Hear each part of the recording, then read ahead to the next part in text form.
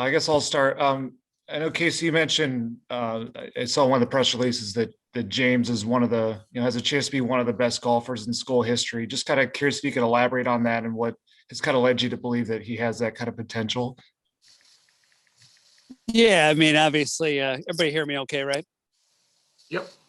Okay, obviously, from a statistical standpoint, he's already, smashing Ryan Brem's records as far as scoring average, all that. But it's the consistency in his finishes that are pretty elite. If you look at the last 6 weeks, I mean, in six pretty good fields, not finishing worse than ninth, that's pretty hard to do. I think sometimes as a coach, you almost take it for granted he's going to finish in the top five or have a chance to win every Sunday.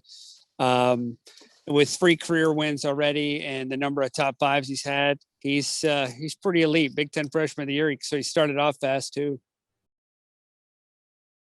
Yeah, I'm just curious, did you have any inkling kind of when he got there, when he was a younger player, that was possible for him? Or when did you start thinking that was, that he had the ability to get to that level?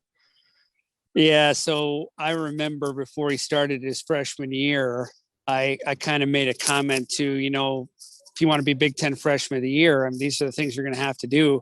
And he kind of quickly looked at me and said, well, I can shoot higher than Big Ten Freshman of the Year. And, kind of took me back. Like, we've only had 2 Big Ten Freshmen of the Year in our history. It's a really hard thing to do. So that was kind of the moment I knew, like, this kid's internal drive. I mean, when you're talking about being the best player as a freshman in a big conference and you think you're better than that, that sets you up to do things pretty special. Now, the good news is when he started too, he got knocked around a little bit his first semester. And watching him respond, by the time we got to the middle of his second semester, we knew he was going to be elite week in, week out.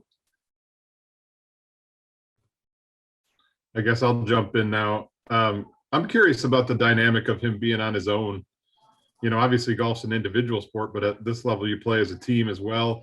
How's that dynamic being here by himself without the other guys around? Does it change anything for him, or is it kind of business as usual? Yeah, I'd say this might be the one kid that it is business as usual. When you're coaching a team, you got 5 guys out there. When you got a guy like James Pyatt, you kind of let him do his thing. You get him tuned up before the tournament starts, and then you give him a scorecard and a lunch and you say, go get it. Right. So I think the dynamic will be unusual from the standpoint of I will be there with him the whole time. Yeah. He's probably going to get annoyed by that at some point because he's not used to seeing us for every shot. So he's kind of a guy who does his own thing on a day-to-day basis. So I think, I'll work hard to help him get ready and be there, but let him keep doing his own thing as opposed to overcoaching.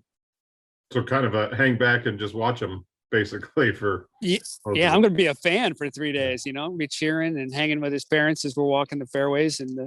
But he'll call me in when he needs me. But this is the one kid that I've had in my career that, you point him towards the first tee and say, go get it.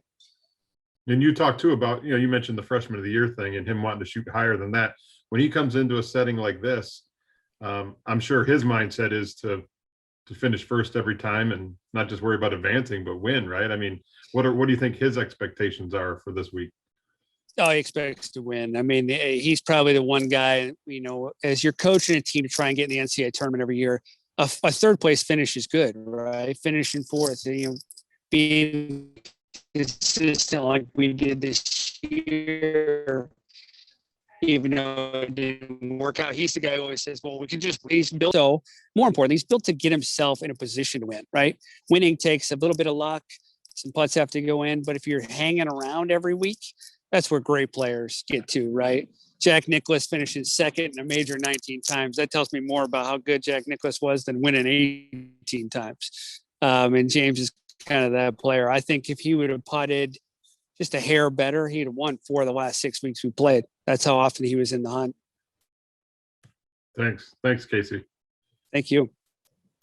Yeah, I just had another one here. I mean, with not getting the season last year, so it's been kind of like 2 years. At one point, it was like 2 years between when he competed. Did you notice any real change in his game or the way he plays? Did he change or grow much in that kind of big gap between competition?